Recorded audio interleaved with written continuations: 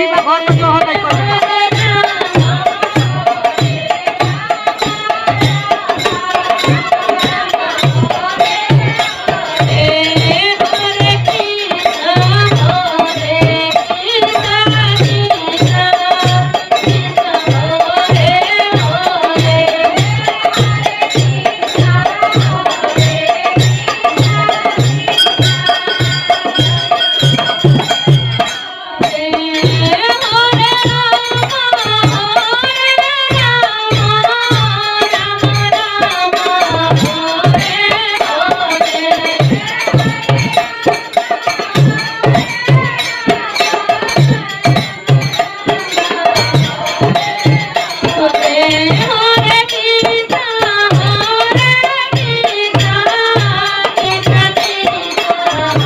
ऐसे ही वीडियोस देखने के लिए अभी सब्सक्राइब करें हमारे चैनल को और वीडियो को लाइक करना ना भूलें।